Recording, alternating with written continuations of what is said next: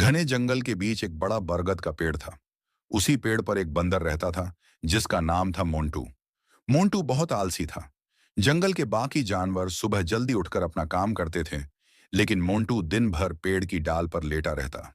जब हाथी पानी भरने जाता, हिरण घास खोजते, गिलहरी मेवे इकट्ठा करती और चिड़ियां अपने बच्चों के लिए दाना लाती, तब मोंटू ऊँघते हुए कहता, इतनी मेहनत कौन करे? जिंदगी आराम से जीने के लिए होती है। सभी जानवर उसे समझाते, मोंटू, आलस अच्छी बात नहीं है। समय आने पर मेहनत ही काम आती है। लेकिन मोंटू किसी की बात नहीं सुनता। एक दिन जंगल में तेज गर्मी पड़ रही थी। सूरज आग बरसा रहा था। सभी जानवर अपने अपने काम जल्दी खत्म करके सुरक्षित जगहों पर जा रहे थे। तभी अचानक जंगल के एक हिस्से में आग लग गई। तेज हवा के कारण आग तेजी से फैलने लगी। पेड़ जलने लगे। सूखी घास धू धू करके जल उठी। चारों तरफ धुआं फैल गया। जानवर डरकर इधर उधर भागने लगे। हाथी चिंटू जोर से चिल्लाया, सब लोग नदी की तरफ भागो, वहीं सुरक्षित जगह है। सभी जानवर तेजी से भागने लगे। गिलहरी अपने बच्चों को लेकर दौड़ी। हिरण लंबी छलांग लगाकर आगे बढ़े। पक्षी उड़ गए। लेकिन मोंटू बंदर उस समय पेड़ पर सो रहा था। जब धुएं की गंध उसकी नाक में पहुंची, तब उसकी नींद खुली। उसने नीचे देखा तो चारों तरफ आग ही आग थी। वह घबरा गया। अरे, ये क्या हो गया? मोंटू चिल्लाया। वह जल्दी से पेड़ से नीचे उतरने लगा, लेकिन आलस की वजह से उसका शरीर भारी हो गया था। वह ठीक से दौड़ भी नहीं पा रहा था। उधर जंगल के जानवर नदी किनारे पहुंच चुके थे। सभी एक दूसरे की मदद कर रहे थे। तभी गिलहरी बोली, मोंटू कहाँ है? हाथी चिंटू ने कहा, शायद वह अभी भी पेड़ पर होगा। सबको चिंता होने लगी। तभी दूर से मोंटू की आवाज आई, बचाओ, कोई मुझे बचाओ। मोंटू आग के बीच फंस चुका था।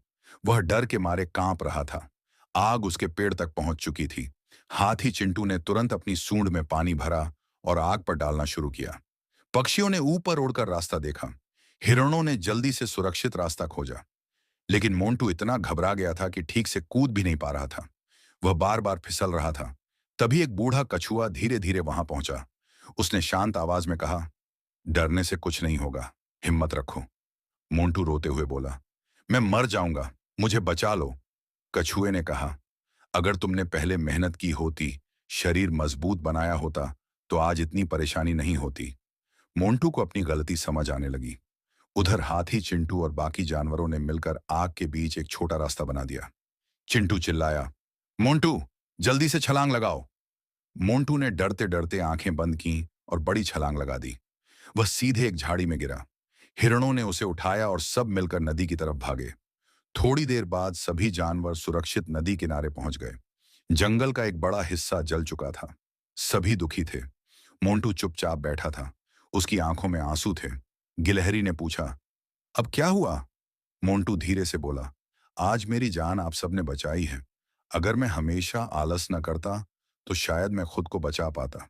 हाथी चिंटू मुस्कुराया और बोला, गलती हर किसी से होती है। जरूरी बात यह है कि इंसान उससे सीख ले। उस दिन के बाद मोंटू पूरी तरह बदल गया। अब वह सुबह जल्दी उठता, बाकी जानवरों के साथ काम करता, पेड़ों से फल तोड़कर बूढ़े जानवरों तक पहुंचाता, नदी से पानी लाने में मदद करता। धीरे धीरे जंगल के सभी जानवर उससे खुश रहने लगे। एक दिन जंगल में फिर तेज आंधी आई। इस बार कई पेड़ गिर गए, लेकिन मोंटू ने बिना डरे सबकी मदद की।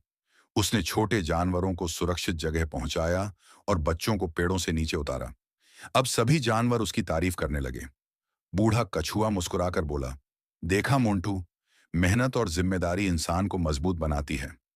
मोंटू ने सिर झुकाकर कहा, हाँ दादा, अब मुझे समझ आ गया है कि आलस सिर्फ मुसीबत लाता है। कुछ महीनों बाद जंगल फिर से हरा भरा हो गया। नए पेड़ उग आए। पक्षियों की चहचहाहट वापस लौट आई। मोंटू अब पहले वाला आलसी बंदर नहीं रहा था। वह जंगल के सबसे मददगार जानवरों में गिना जाने लगा। एक दिन छोटे बंदरों ने उससे पूछा, मोंटू भैया, आप इतने मेहनती कैसे बन गए?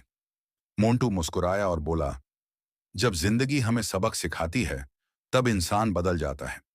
मैंने आलस की वजह से मौत को बहुत करीब से देखा है। छोटे बंदरों ने कहा, हम कभी आलस नहीं करेंगे। मोंटू ने हंसते हुए कहा, यही समझदारी है। उस दिन जंगल में सभी जानवर खुशी से झूम उठे। अब वहां कोई आलसी नहीं बनना चाहता था।